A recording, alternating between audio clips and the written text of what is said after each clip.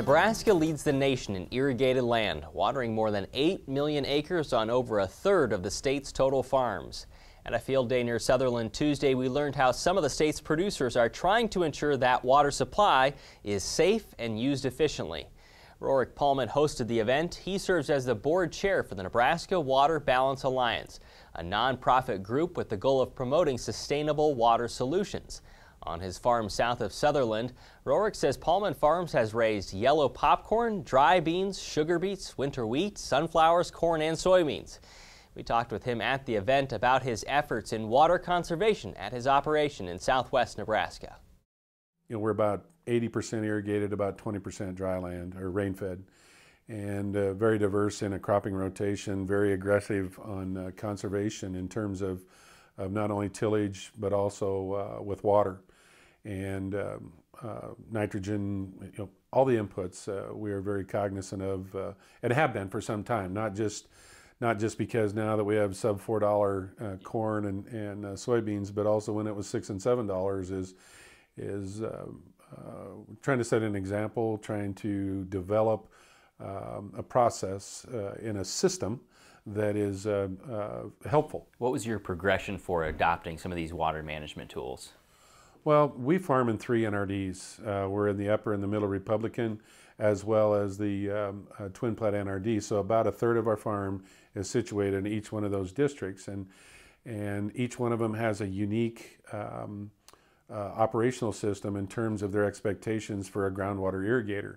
So those led us to start that thinking process that if it works well there and it puts, it keeps dollars in our pocket, but also is good for the resource, keep the water in the aquifer, then why wouldn't we transfer some of those kinds of things? And at that time, those guys were having to do it, and they did it really, really well, the producers in the Republican Basin. And so we started attending meetings down there and going to board meetings and some of their water resource stuff, and we're going, gosh, why don't we just bring that to the Twin Plat?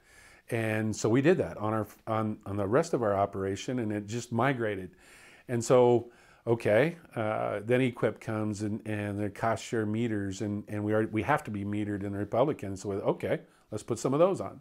And so you kind of get the gist of just that entry level, but that's 30 years in the making in terms of how that pushed us into what's the right thing to do. Are there tools out there that you're surprised aren't universally adopted in water management?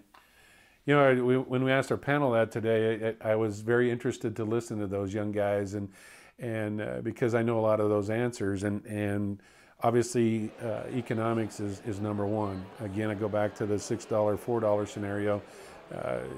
I don't believe that that's really true. I think that ultimately it comes down to where you see your operation in 5 or 10 years out, and water is, we all have to have water. And our perception of it is that well performs, it delivers the water to that crop.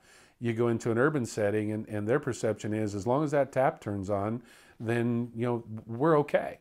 But if it doesn't, or if it's cloudy, or if it doesn't taste right, then it's something different. So that to me is really that kind of that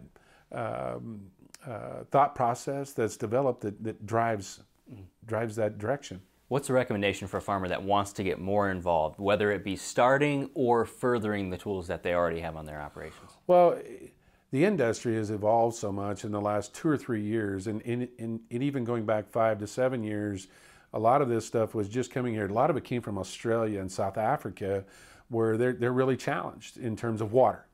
And so a lot of the other progressions, the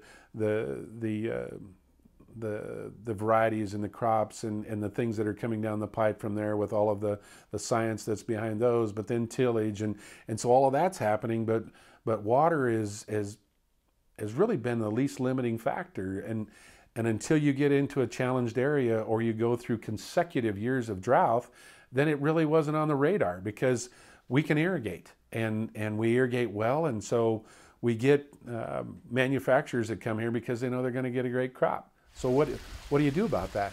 And so in terms of how you pull off that adoption, it's indicative of your area or your NRD and what set of expectations comes with that. Nebraska is so diverse from east to west, but As a state, how do you think other states see Nebraska as a water user or water saver?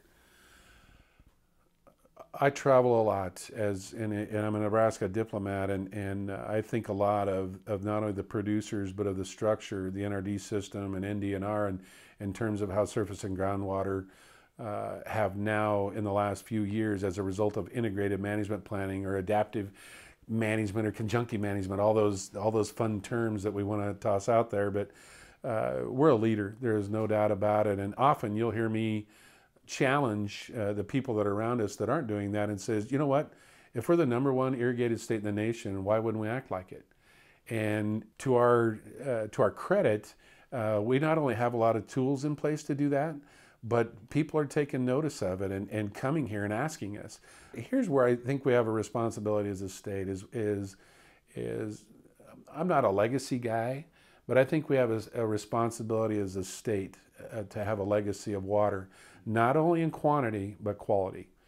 I think we're on the right path. You can find more information about the Nebraska Water Balance Alliance on the Market Journal website.